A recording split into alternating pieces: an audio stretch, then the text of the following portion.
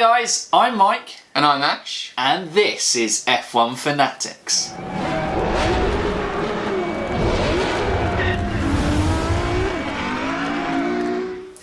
Welcome back to another race preview, and actually me and Ash are going off to Vegas for a week after the Suzuka Grand Prix. So this is actually on the Saturday where no race action is happening at Suzuka this weekend.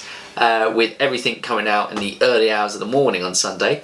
So we are going to have our preview of the Mexico Grand Prix, but if we do get things wrong, a disclaimer at the start, we do apologise because we have done this very far in advance from there. But yes, our normal race preview, we will give our kind of stats of the track, our Mike's amateur lap, look back at last year's race before giving our thoughts ahead of this week's race at Mexico. So starting off with the stats, guys, and I look at the racetrack stats, and the first Grand Prix at the Mexico Grand Prix was in 1963, and it is a 71 lap race and a 4.3 kilometre circuit length, and also the fastest lap is held by Valtteri Bottas within the race at a 1:18.7, and that was set in last year's race.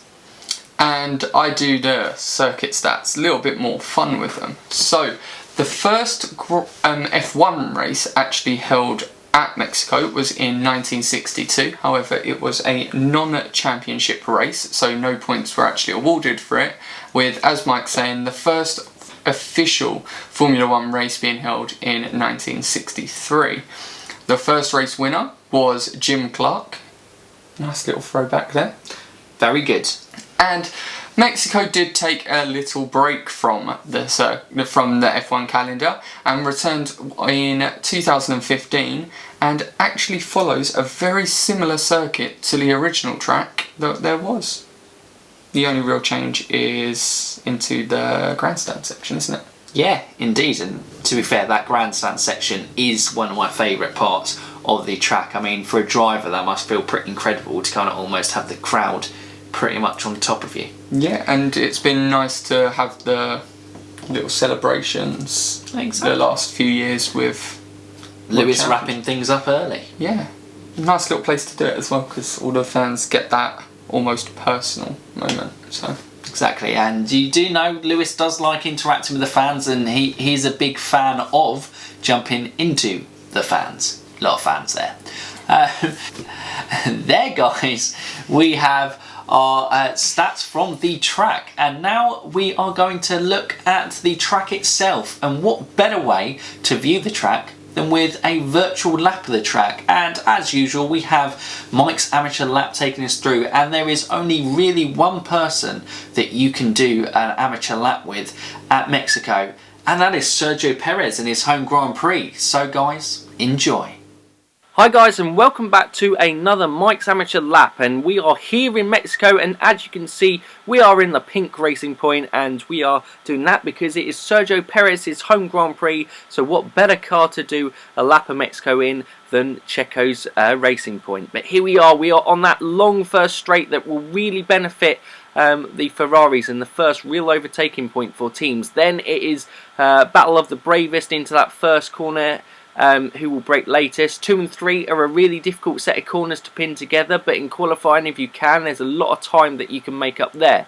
Then onto the second longest straight, again another point where we can break. Oh, quick lock up there, and then round into corners 4 and 5 there, and then turn 6 you almost glide round, and then as soon as you can get round you pin it on the accelerator, and the car with a better traction can get out. Then we have the sequence of corners into 7 and 8, then 9, 10, 11, and it's really kind of weaving section of the track, almost similar to kind of Maggots and Beckett's in Silverstone, but a very difficult part of the track to get right and be quick in.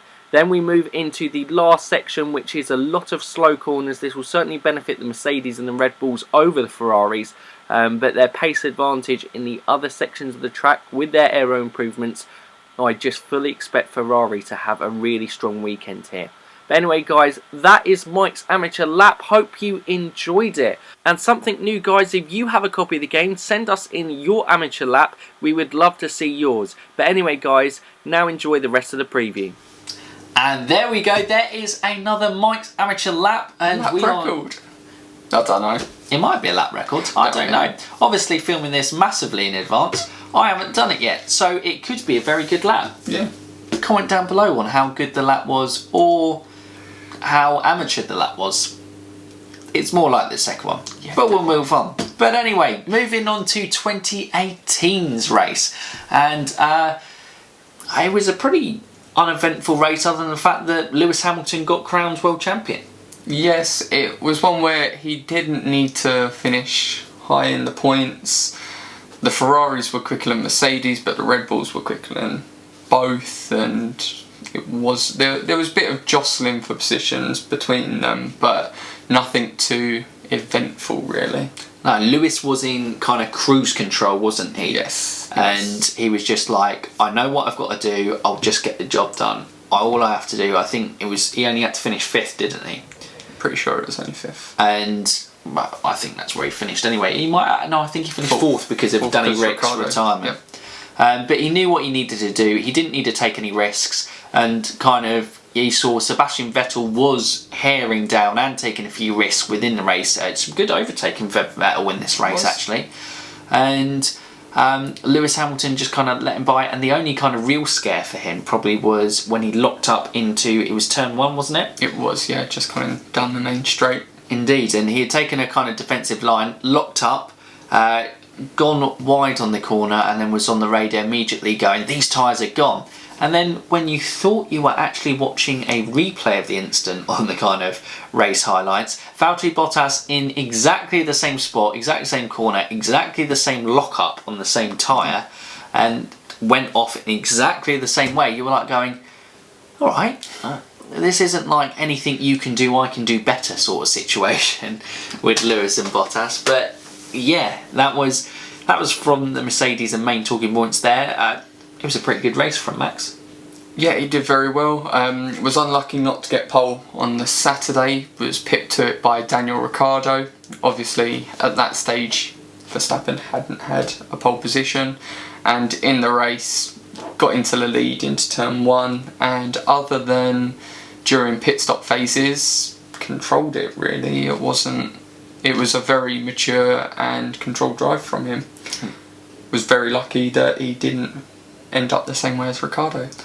He was, but Ricciardo, we all knew that was his season last year with Renault reliability problems. I think he retired within that race, and it was his 8th retirement of the season, and out of a 21 race calendar, that's quite high.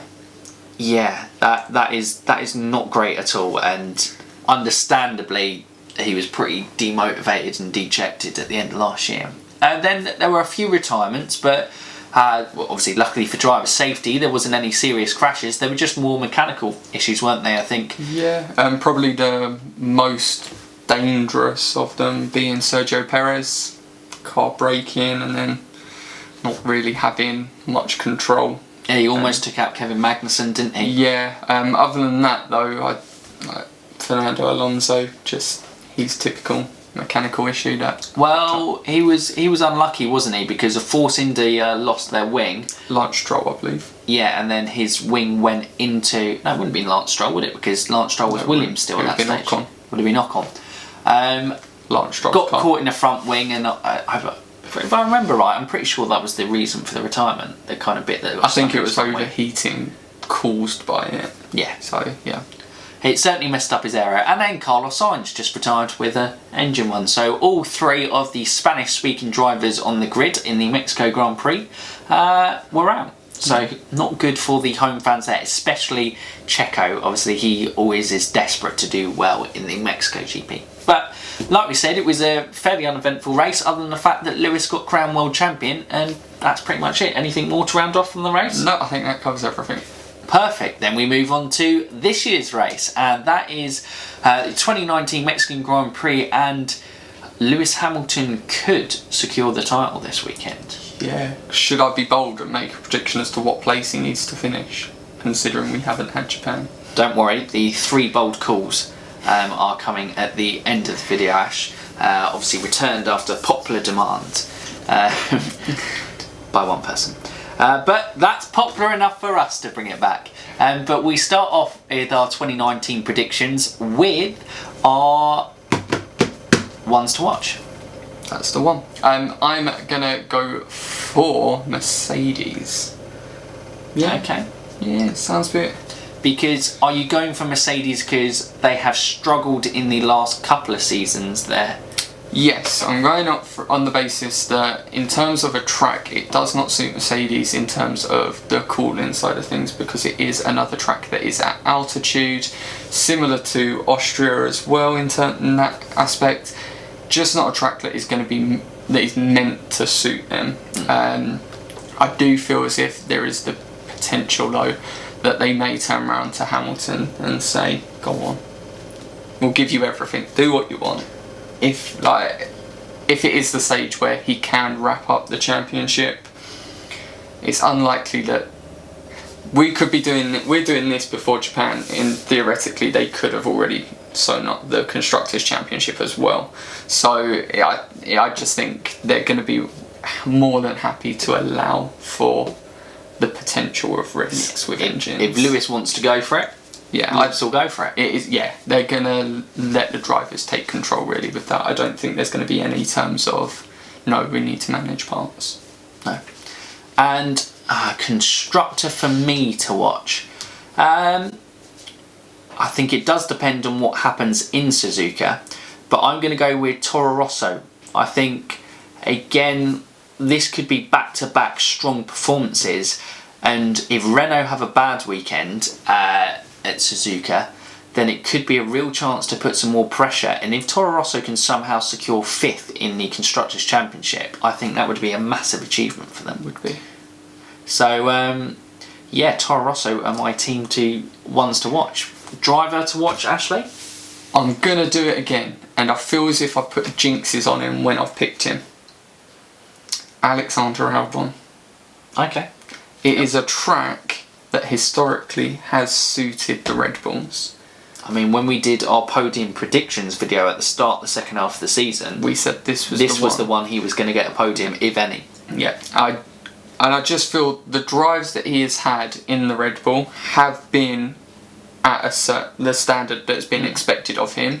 He hasn't overly exceeded, he hasn't underachieved with it. But I just feel as if recently, especially in practice for Suzuka, he has been that little bit closer to Verstappen in terms of performance that he's getting out of the car.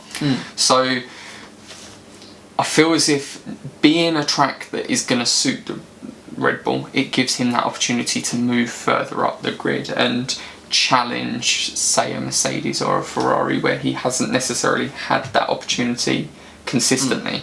Although the last time I said that was Singapore, and actually, to be fair, he challenged a Mercedes. He did.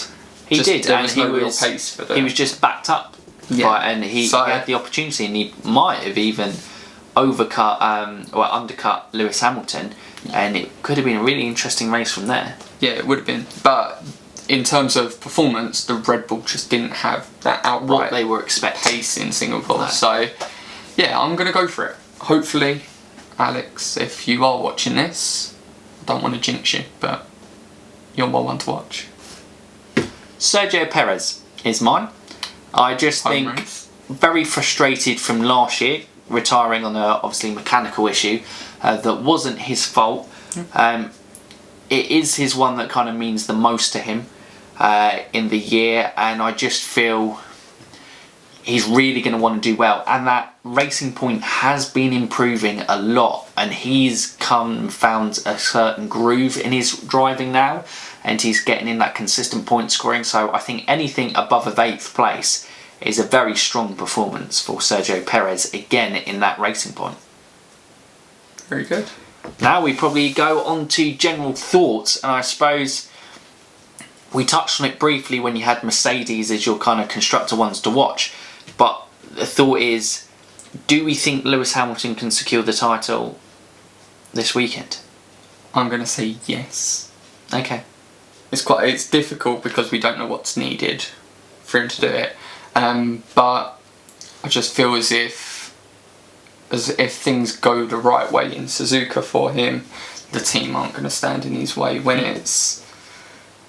he is as far ahead as he is. It's going to be something quite catastrophic for him to lose it. So I just feel as if the team, as I said, when doing the one to watch, are going to say to him he can have whatever engine mode he wants and have the tyre strategy he wants. Literally just go for it and have that fun aspect with it. So I think he will. I think he won't, because I think he will just be... You've compared him in the past before to Alain Prost in just doing what he needs to do. And I think Lewis Hamilton is now just a relentless winning machine and doing what he needs to achieve. So if the opportunity arises in Mexico, I think he will take it. But I don't think it necessarily will. I think he'll just do a steady race, get the best performance he can out of it, and he'd be quite happy to pick it up in the US Grand Prix. But he's going to win it in one of Mexico or US Grand Prix. Yeah, that is for sure. Yeah, the points needed for it are so close. It's so close for him now that it's a matter of when. Yeah, so. It would have been interesting how deep it went with, obviously, Ferraris maintained their kind of onslaught on Mercedes and had secured that 1-2 in Sochi. But I think as they kind of muck things up there, and with Vettel having his mechanical failure, I just think Mercedes have just taken a big kind of sigh of relief, and they'll just be relentless what they need to do. Yeah, I think the one thing that may stand in his way will be the Red Bulls. I think they're gonna... I'm doing it. I think they're going to actually perform well. I think it always has been quite a strong track for them, and there's been hints of it in terms of race performance. Qualifying, they haven't really seemed on it. The only issue I reckon is with that is where we could see Red Bull drop off and maybe Ferrari do better and be the better challenger because of that power unit. And I just... Obviously last year, you're looking Renault, the reliability was poor, but you've seen it this year as well, that the actual output in terms of power is pretty good, and it is better than the Honda engine. Honda are still learning and still developing. They've done massively better than what they thought, but they're far more likely to get a result at, say, a Suzuka than I think Mexico, because yeah, it's just so much heavy emphasis on that long straight, and I just think the Ferraris do have a good enough car to win there. Yeah, it is. I would say it is probably the one circuit left on the calendar where, well, left this year, not left on the calendar, wrong, left this year, where you can put an argument forward for all three of the top teams, which is what we want, result. I think you could look at other tracks and say this car's going to dominate, or go through and say because of this sector, this team's going to dominate. Like with Suzuka, you could sit down and turn around and say Sector 1, Mercedes is going to be rapid compared to the Ferrari. Sector 2 and Sector 3, Ferrari are going to come back into it. Here, you can break it down sector by sector and say who's going to be strong, but you can't turn around and say because of that one sector they're going to dominate, because it sort of equals itself out more throughout the whole lap.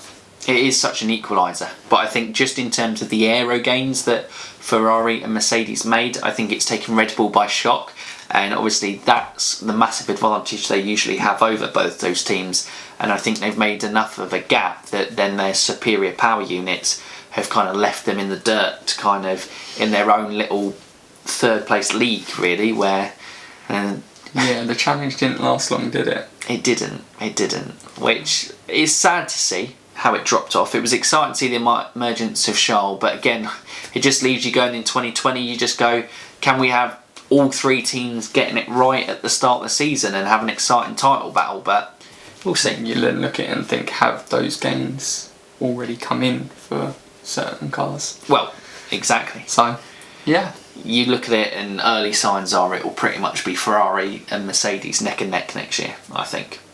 On early signs. But yeah, we should probably think, who do you think out of the midfield obviously I think we're going to say Williams, they'll just be kind of unfortunately for George Russell and Robert Kubica, I don't see any light at the end of the tunnel for them for Mexico. It's not one where they haven't got enough power to make up time on the straights, and they haven't got enough of a control on their downforce yet to be able to make it up in sector 2 and into sector 3. So they're going to be, I would say, quite far back. I think so. I think this is one of the tracks where a large gap could develop quite quickly. In terms of the Formula 1.5, I think Renault and Racing Point are probably going to be the two faster cars. I think McLaren might have a little bit of a dip in this one. This is the thing though with McLaren, because we say that and then every time we say it, and then one of Sainz or Norris is running in P5 or P6 for the majority of the race and in a really strong points finish, and the only reason that they haven't necessarily finished all in that position, maybe I think that McLaren are actually going to do well, but I don't want to say it so that they then do well. I see. Smart. Reverse psychology on McLaren. I'll be honest, I see them dropping off slightly. I do see Renault having a strong weekend here, because they are bringing another aero package. It'd be interesting to see how the front wing goes at Suzuka in the race, obviously. Once again, we haven't seen it. Yeah, all we've seen is the FP2, and they were 17th and 18th in trialling, but they obviously didn't get a chance to do it properly within that session. But yeah, Renault is the one that really be pushing, because it's all about in the press for them. They're like, we keep pushing, we're going to catch McLaren. We're on the same level as McLaren. We're going to keep pushing for that 4th place. And McLaren like, we're not going to let things sabotage 2020. That's the real kind of further goal. That's what we're really focusing on there. And so, yeah, that's a real interesting one on that aspect. Definitely. Yeah, so I'd say across the 3 teams, good battles. I just think McLaren will be the ones that will come off worse in that. And then I think Toro Rosso and gone blank on what I was... Racing Point. That's the one. I couldn't think... Well, I'd already said them, but I couldn't... No, I said Racing Point, didn't I? Well, no, I just think Toro Rosso and Racing Point... No, Toro Rosso and Haas is what I was wanting to... Oh. And Alpha. Toro Rosso, Alpha and Haas. I just think... Obviously, Haas will be wanting to score as many points as possible, just for more respect, and if they can get above Alpha, that would be great for him. But I don't think they're going to take any risks at Mexico, because the following race... being the US, for them that's going to be the one where if they're going to get a standout result, that's where they want it to be. Well, I think for them it has a whole new meaning in terms of importance. Obviously last year they were going in fighting for 4th place in the Constructors. This year they're probably going in fighting as if they can have a strong performance in the US Grand Prix, then they can encourage sponsors. Yeah. And it's a real kind of one for all American teams to kind of get behind and be like, no, we want to support Haas. So that's what they'll, like you said, be desperately hoping for a good performance in the US Grand Prix. So I'm going to put it out there now. If they need to take engine penalties, gearbox penalties, it'll be taken at Mexico.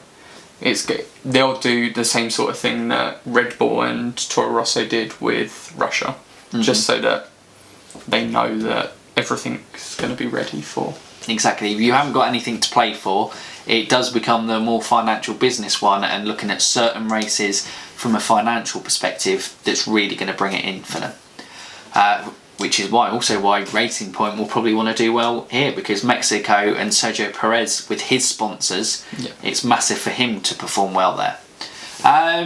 Then probably moves us on to who we think will be the best rookie from the weekend.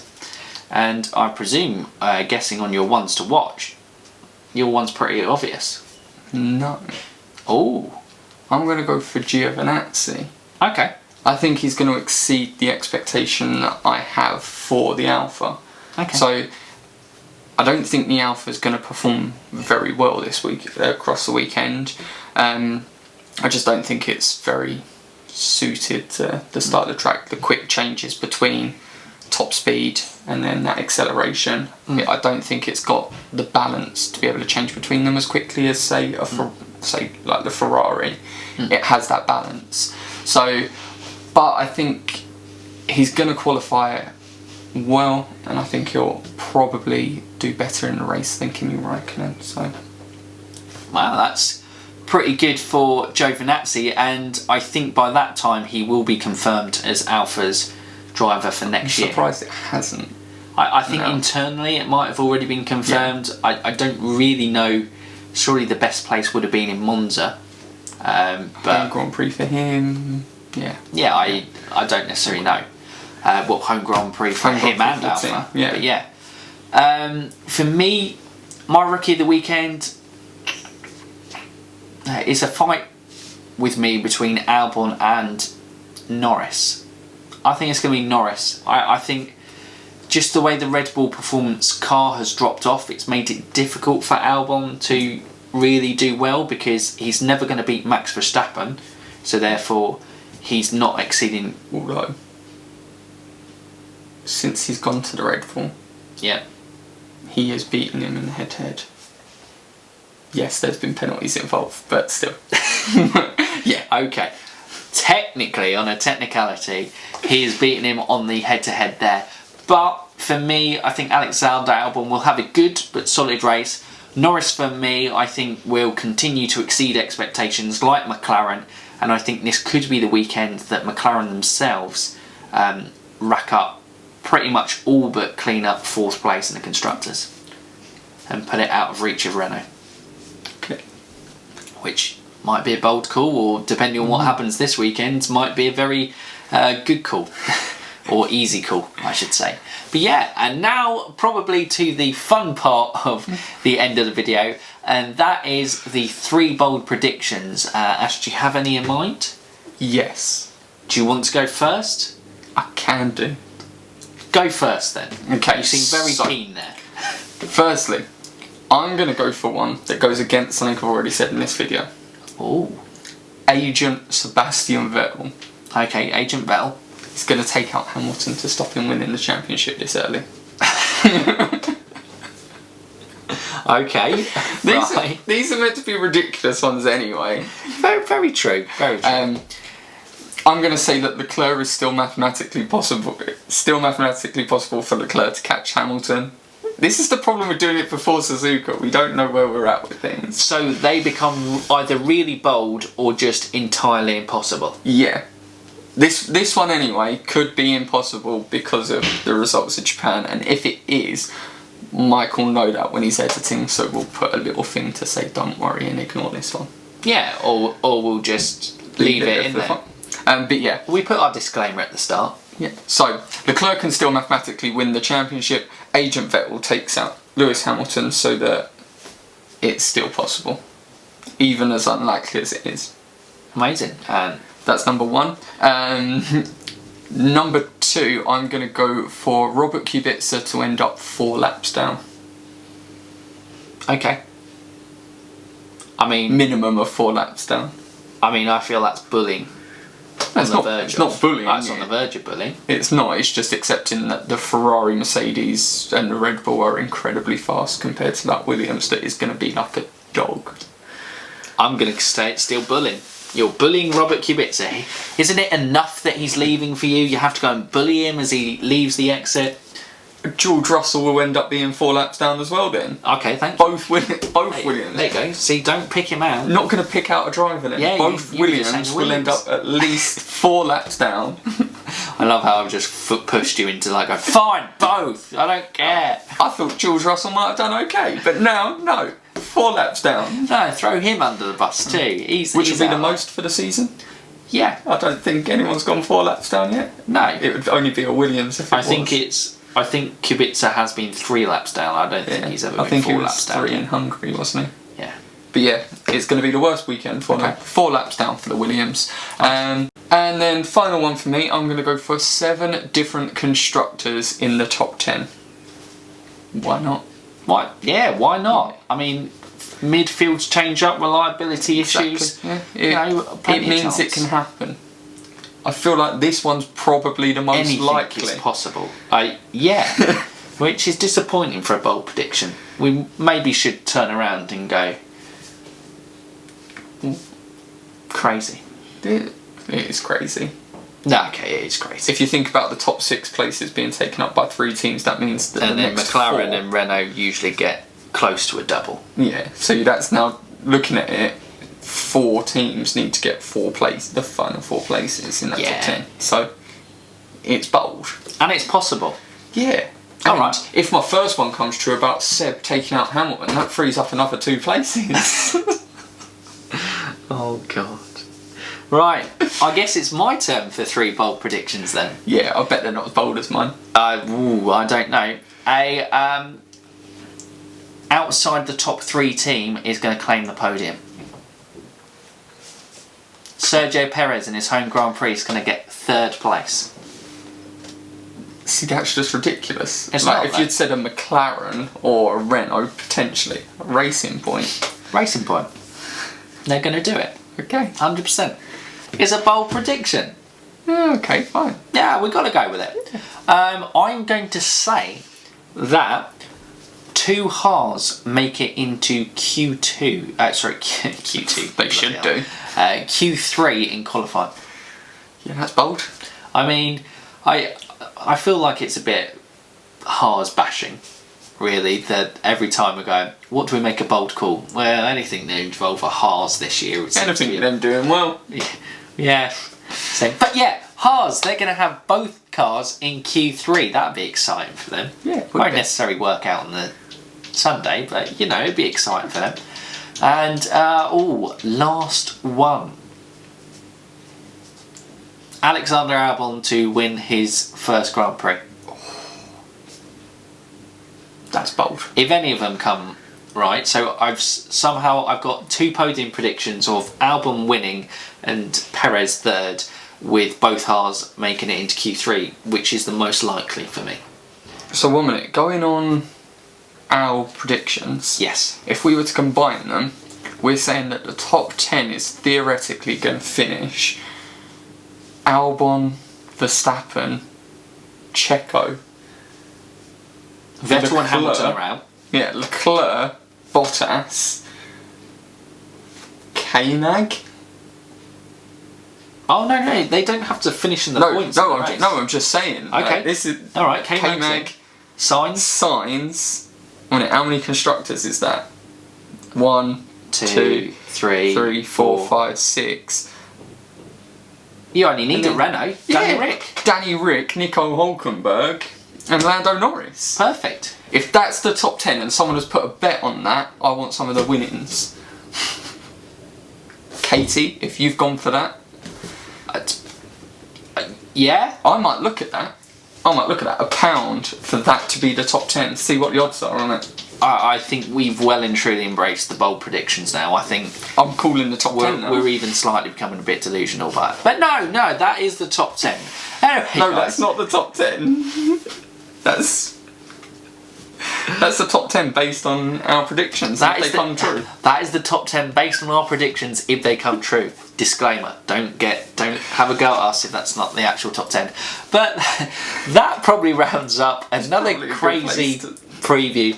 I mean, these 3 bold predictions at the end just means that the preview, you know, it's a well-oiled machine, it goes through, well-structured, and then we just get to the end and we're just like going, fireworks. We're coming to the end of the season.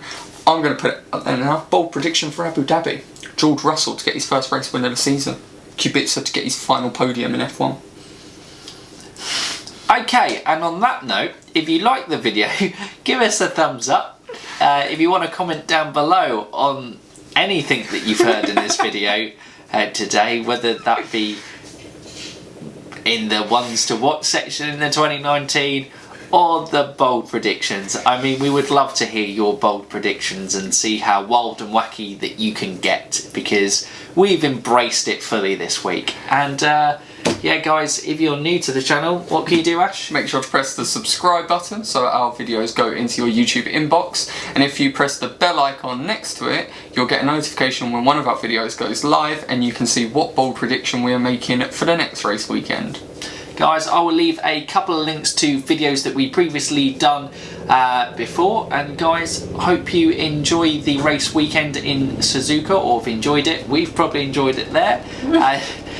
And look forward to this weekend in Mexico, although that seems very weird saying 2 weeks in advance. Yes. But you F1 fans, keep racing.